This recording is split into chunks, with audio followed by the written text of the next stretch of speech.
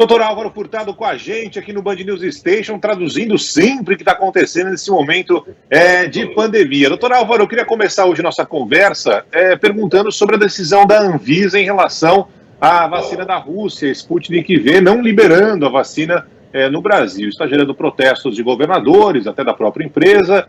Eu queria entender, doutor Álvaro, como é que funciona exatamente essa decisão e se é possível revertê-la, dependendo do que for apresentado no futuro breve. Bom dia, doutor Álvaro.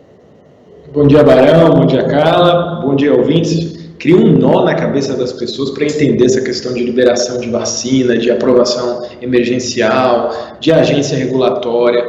Então, a primeira coisa que a gente tem que falar é que a Anvisa é a autoridade no Brasil com relação à submissão de algum produto, vacina, medicamento, então ela avalia. Eu acho que o que é difícil das pessoas entender, Barão, é que como sai uma publicação científica numa revista como a The Lancet, uma revista que tem um impacto muito grande, e fala a respeito da vacina da Sputnik, uma excelente eficácia, uma vacina que tem uma segurança, mas lembrar que o objetivo de uma revista científica não é recomendar o uso de vacinas. O compromisso de avaliar e verificar as boas práticas clínicas de como foi feito esse estudo é da agência regulatória.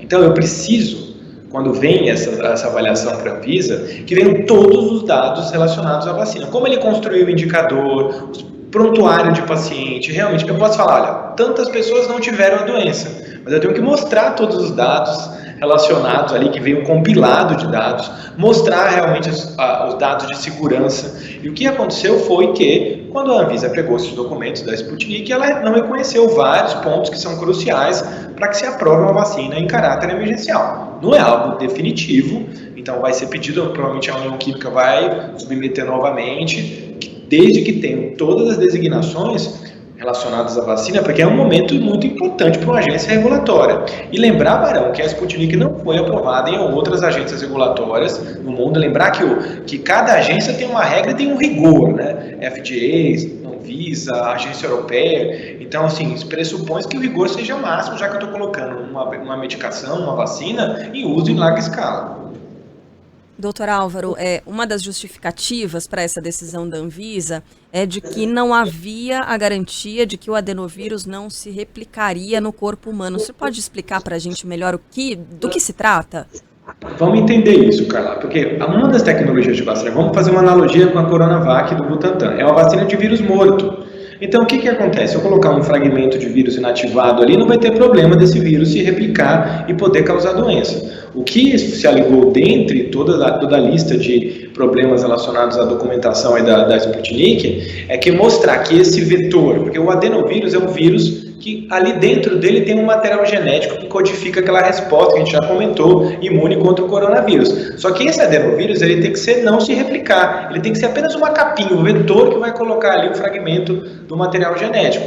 E o que a Anvisa alegou é que a Sputnik, por mais que seja meio óbvio, tem que mostrar que esse adenovírus ele está ali só como um instrumento para levar o material genético, ele não vai se replicar dentro do corpo humano. Então essa é outro fato que foi avaliado nessa documentação aí pela Anvisa.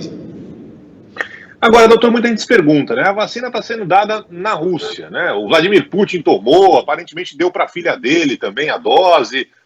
Na Argentina também está sendo dada, né? E aí muita gente fala, por que no Brasil não? Né? O senhor citou alguns países que também não liberaram. Já tem essa inferência aí, que foi feita inclusive pelo pessoal da Gamaleia, dizendo que, olha, os americanos estão por trás de uma decisão do governo brasileiro. E a decisão, doutor, aparentemente é uma decisão que tem que ser técnica, e ponto final, né?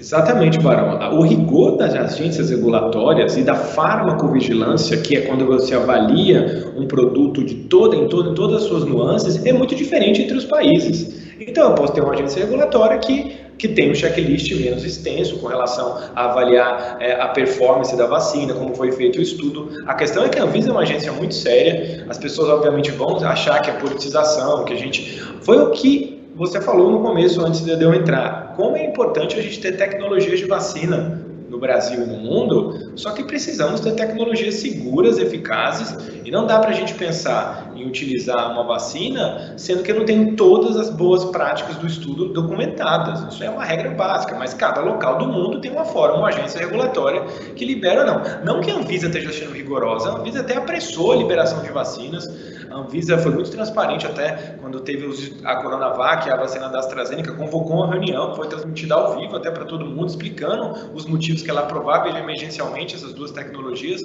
mas a questão é que ninguém está sendo rigoroso demais, a questão é a regra que existe e precisa ser feita, só que cada país tem um rigor ou não de fazer essas regras. Queria continuar falando sobre vacina, mas aí puxar um assunto da nossa pauta, doutor, e aí eu vou dar um exemplo prático, que é o seguinte, falar sobre o paciente que está vacinado, né? Quais cuidados ele deve continuar tendo, né? Porque eu acabei de falar aqui, conversar com o Barão, que as unidades do SESC em São Paulo, elas foram reabertas para as atividades presenciais, algumas delas, né? Então, quem estava matriculado pode fazer as inscrições e ir voltando aos poucos. A minha mãe, doutor... ok, não, é para dar o exemplo para que fique claro para o ouvinte. A minha mãe, ela tomou as 2 doses da Coronavac, já deu aquele prazo de 15 dias e ela tá doida para voltar para as aulas de natação. Ela pode se matricular de volta, ela pode agendar. Que cuidados ela tem que tomar para voltar aos poucos às atividades dela, doutor? Carla, é importante avaliar primeiro 2 doses, esse período aí de 2 ou 3 semanas. É um pré-requisito para a gente pensar em estudar a possibilidade de retorno de algumas populações. Então, quando você pertence a um grupo mais vulnerável, de risco de evolução de forma grave, você tem que ter um retorno gradual, assim, não... A questão é que as pessoas querem voltar a fazer absolutamente tudo que elas faziam na intensidade, no tempo. A questão é reduzir o tempo que a pessoa está naquele local, ir de máscara, tentar o tempo inteiro estar atento do distanciamento entre pessoas e às vezes durante alguma atividade, dependendo da natureza dessa atividade, eu não consigo garantir todo o tempo o distanciamento, todo o tempo a questão do uso de máscaras. Então, tem que tomar muito cuidado nessa questão da retomada. Especialmente avaliar o caso de forma individual, né? Se a pessoa pertence a uma população de risco e se for voltar às atividades, não esquecer nunca das regras de etiqueta que a gente tem, etiqueta respiratória, uso de máscara continuamente, tentar abreviar essa atividade, tem um espaço de tempo mais curto, levar um álcool gel portátil, chegar lá não é para abraçar todo mundo, encostar, cumprimentar tudo de longe, é um novo funcionamento, cabe o funcionamento, mas totalmente adaptado. Doutor, sobre as gestantes, né? A partir de agora, a perspectiva de gestantes serem vacinadas, né? Qual é a diferença, se tem diferença, que tipo de cuidado deve ser feito no momento desse? É importante, porque de repente muitas gestantes estão escutando a gente, e a gestação é uma situação de maior vulnerabilidade à infecção de vírus respiratórios. A gente sabe isso desde a época da família de influenza, né? A gente viu que o gestante é um grupo de risco para a infecção por influenza. E na Covid-19 estamos vendo o mesmo cenário. Algumas casuísticas de alguns locais do mundo mostrando aumento de vulnerabilidade de formas graves de gestantes. Por que acontece isso? As gestantes, elas têm imunidade mais baixa durante o período gestacional, existe a questão do próprio útero, da questão da musculatura, da parte respiratória, né? Então tem uma dificuldade. Então existem alguns fatores relacionados propriamente à gestação que aumentam a vulnerabilidade. Então, vacina de vírus inativado, vacina segura durante a gestação. Apesar de não ter estudos feitos com gestantes, a gente já utiliza a vacina de vírus inativado em gestantes há muito tempo, sem ter um risco de evolução de eventos adversos graves. Então, por isso que o Ministério, no bom senso, acabou priorizando a população gestante pela segurança das vacinas, apesar de não ter estudos, e também pelo aumento de risco na gestação para formas mais graves da Covid-19. Foi uma novidade de hoje, né? Essa inclusão aí por parte do Ministério da Saúde das gestantes e também as mulheres no pós-parto do grupo prioritário de vacinação contra a Covid-19.